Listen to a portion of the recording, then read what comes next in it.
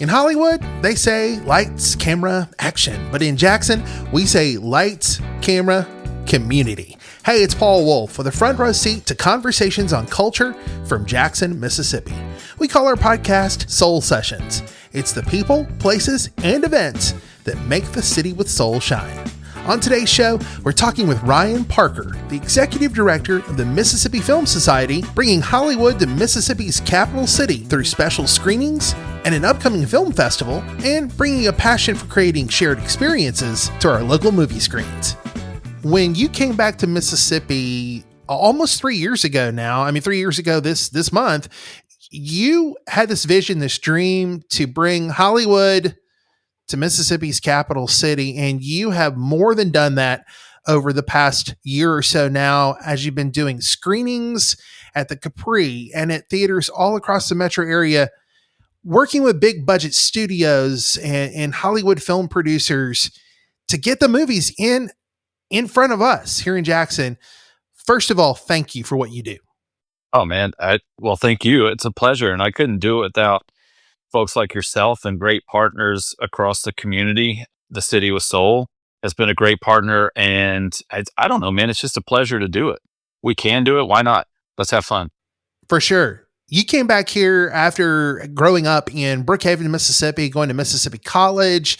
You've been away for a while, getting degrees and experience, and brought a film PR company back with you.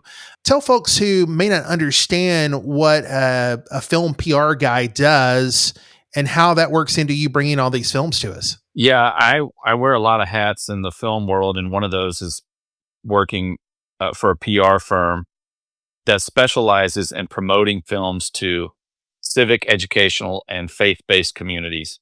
Really, that day-to-day work is providing films to press people for review consideration or interview consideration.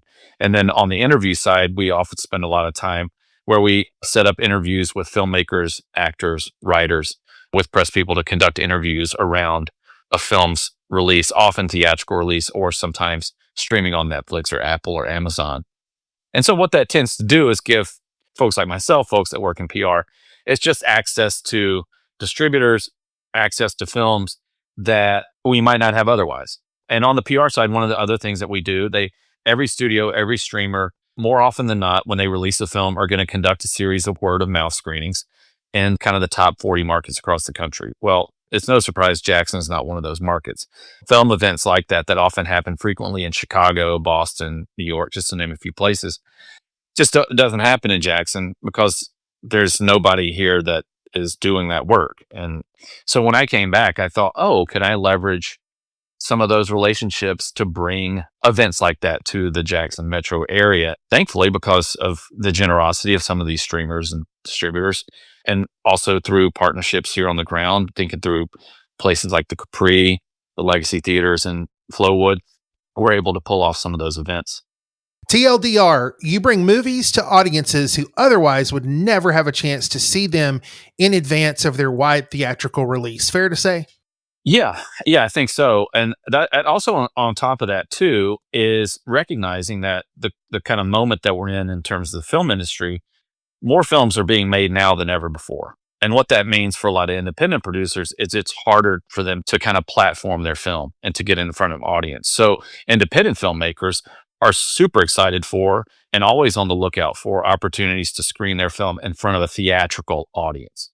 I just told somebody earlier, we all know that it's easier. It requires less effort for us to stay at home and stream a film on Netflix, for example, but it does not measure up to watching that same film with an audience at a theater. I think it's cool to offer early access to upcoming films for free, by the way, that you can screen in a theatrical setting, or to screen films from independent producers that aren't going to get a theatrical. They're just not going to, because it's the industry. Doesn't mean they're a bad film. In fact, sometimes they're really great films, but just the way the industry functions now, it's hard for young or independent filmmakers to get their films out there. I love a great movie theater experience. The lights go down, the temperature's a little cool maybe, and you get to escape to somewhere else for just a little while. Yeah, and hopefully you've turned your phone off or you've put it on silent and you're not staring at it like you would at home. We all do that. I think it's also important, like those kind of communal events used to happen all the time, and they happen less and less now. And then we wonder why we live in kind of such a divisive culture. We're losing shared experiences. Yeah. A lot of your films delve into that subject too, about connecting people, whether they're faith based or simply just inspirational films. We get to see a different side of life on the screen. Yeah. Everybody has their opinions on Hollywood, right? And I think a lot of those are a lot of times misguided, if you will, that Hollywood is kind of this straw man for like the big bad. I'm not really interested in bringing films to the community that are polemical or propagandistic or divisive. First off, I hope people just enjoy the film as a film. And if there's opportunity for conversation about culture and life and, quote unquote, bigger themes, then I want a film that kind of creates space for that. On the PR work that we do, we don't like working on those kind of films either. Like it's hard to sell those. And we want to try to cast a wide net, have a big tent, build a big table, and I think film can do that. And so I want to make sure that for the most part, what we're screening is entertaining. It's not gratuitous. It doesn't mean that they're easy films. I mean, we watched Sing Sing, for example, last year. That's a challenging film, but its aesthetic value is high. I think it creates space for conversation. So yeah, that's important for me. And that's been one of my favorite thing about a lot of your screenings is that afterwards you'll have a panel of local experts or thought leaders on the film subject so that we can learn more and hear more. And maybe it challenges us to think more too. We work on a lot of films where we have told people, like, you got to do something after the screening because it's either a now what or a so what. And I think I want to lean into that now what, which is, can we talk more about the real world implications of this story or how this story intersects with the lives of Mississippians and their lived experiences? And I'll tell you, the Mississippi Humanities Council has been indispensable in that work and thinking through, like, how do we create these conversations? Who are we bringing to the table? We don't have the same voice across the board, right? I mean, Mississippi is diverse. And how do we lean into some of that diversity to talk about different worldviews and different points of view? And look, not every film needs that. We screen Transformers. Sometimes it's just fun to provide something for families to do, right? For free. But where those opportunities are available, I want to make sure that we do that with integrity and kind of like openness. Let's switch gears a little bit. Now, you've got some thought-provoking films still to come this year and a very special event coming up the weekend of April 10th through 13th at the Capri in Fondren. It's the Stranger Than Fiction Film Festival. A little something for everyone, a very affordable ticket price. Just briefly, can you hit on the movies that we'll see at Stranger Than Fiction? Thanks for highlighting this. It's always been a goal of mine through the Film Society to create a space where we can come together and kick back and watch fun films. There are great festivals across the state, even here in Jackson. The folks at Jackson Film Festival are doing great work and especially empowering and educating people on like kind of building careers in the industry. I think there's always room for more events like this, the more the merrier. And so for me, it was like, can we find fun films that may not get a theatrical release here? Or could we lean on some preview screenings? And I think we've got a mix of that. So I think probably one of my favorite films of the year is going to be our opening night film called Secret Mall Apartment. That is based on a true story. It's a documentary, but it feels like a narrative film. A documentary about a group of friends who built a secret apartment in a mall in the early 2000s and lived in it for 4 years. I think this film is so good, it's worth the price of admission for the whole weekend. So I'm super excited about that. I had the opportunity yesterday to interview the filmmaker. We'll play that conversation immediately after the screening. Friday night, Swamp Dogg Gets His Pool Painted, another documentary, but it's bananas, wild, kooky, crazy film about a famous musician who's recorded with the likes of Eric Clapton and John Prine, but never kind of broke through as a solo artist. And a couple of the screenings we're doing before the feature film, we're going to show a short film. Before Swamp Dogg Gets His Pool Painted, we're going to screen a short. This is about a 14-minute short. We'll roll right into the feature called Country Punk Black. And it's a documentary short from Oxford filmmaker Christopher Fisher about Jackson, Mississippi artist, musician Twirt Chamberlain. We'll do a Q&A with Christopher and hopefully Twirt after the screening. Twirt, as many of you know, is going to be performing at Cathead Jam this summer. So I think there's some great synergy there. So that's an exciting opportunity for a Jackson story and then to roll right into a kind of more, nationally known artist, I think. After Swamp Dogg Gets His Pool Painted, we're going to move over to the Fondren Yard for After Party, which will feature DJ Young Benham live scoring a silent black and white film.